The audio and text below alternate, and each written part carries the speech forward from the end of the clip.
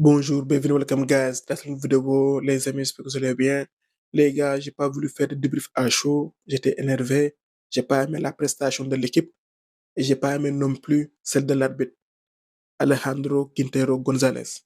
C'est clairement l'homme du match. Certains vont dire qu'il a porté ses cojones au Santiago Bernabéu.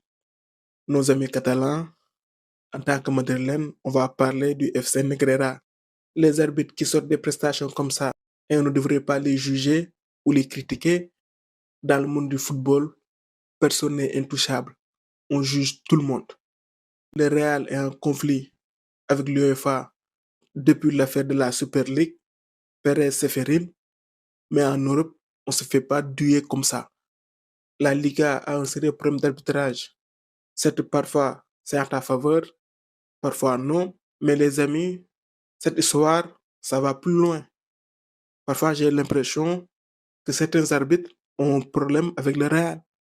L'arbitre, on aurait dit, un distributeur automatique de cartons. Il lâchait des cartons comme ça. Il y en a qui veulent se faire un nom en passant par le Real.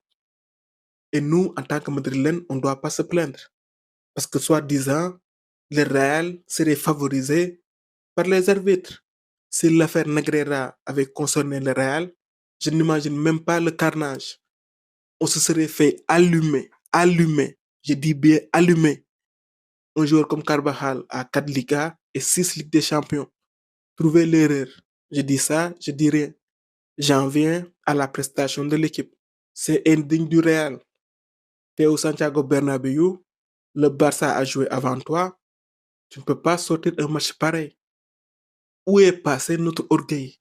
On ne peut pas se cacher derrière l'arbitre, derrière les blessés.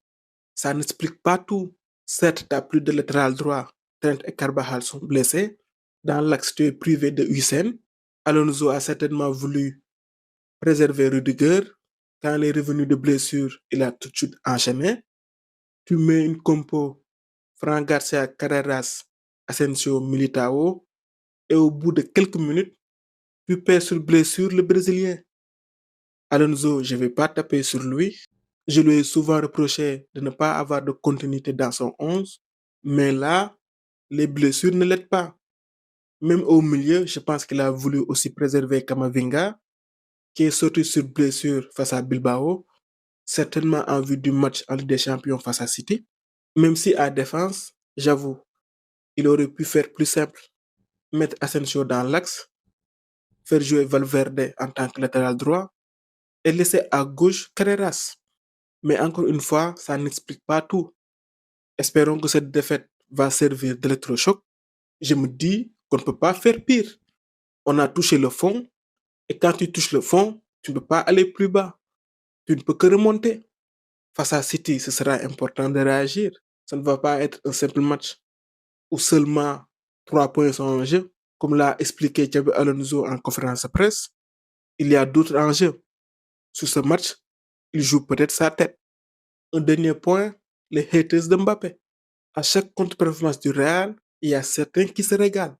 Ils disent que Mbappé était le problème du PSG et qu'il a amené les problèmes au Real.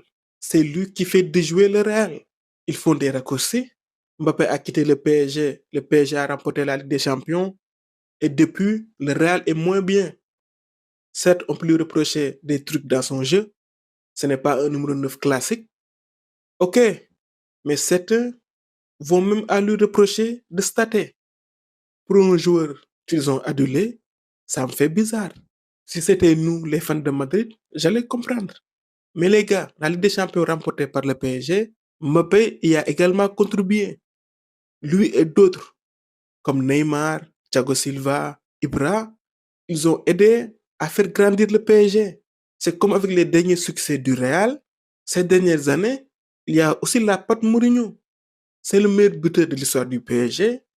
Un minimum de respect. On reproche quoi à Mbappé? D'avoir rejoint son club de cœur? N'importe qui le ferait. Après, est-ce qu'il va réussir avec le Real? Seul l'avenir nous le dira. C'est comme si ton ex te quitte, tu t'es mis avec une autre, et toi, à chaque fois qu'il y a une embrouille avec son copain, tu vas dire à ce mec que je t'avais dit que c'est pas une bonne fille. À un moment donné, il faut avancer. Si tu as toujours des sentiments pour ton ex, faut lui dire. Mbappé a quitté le PSG. Vous avez remporté la Ligue des Champions. À un moment donné, laissez-le tranquille. Ne serait-ce pour ce qu'il a apporté à votre club. Moi, Mbappé, c'est pas mon joueur préféré. Mais quand tu rejoins le Real Madrid, je t'adopte de suite. On peut ne pas aimer le joueur, mais il faut le respecter. Je vais m'arrêter là. Le Barça a maintenant 4 points d'avance sur le Real. Ce week-end, ils ont battu le Betis Séville 5-3 grâce à un triplé de Ferran Torres. Dans ce match, Lamine Yamal a joué en tant que numéro 10. Les Catalans ont réalisé une première période de haut niveau. Même si la défense est toujours fébrile, ils ont encaissé 3 buts. Dans cette journée, c'est le Barça qui a fait la bonne opération. Madrid a perdu. Atletico aussi s'est fait surprendre par Bilbao. Ils ont perdu 1-0. Week-end tout bénéfique pour le Barça. Voilà les amis, c'était tout pour cette vidéo. On se retrouve pour d'autres vidéos. À très bientôt. Football au micro, c'était Devrect pour vous servir.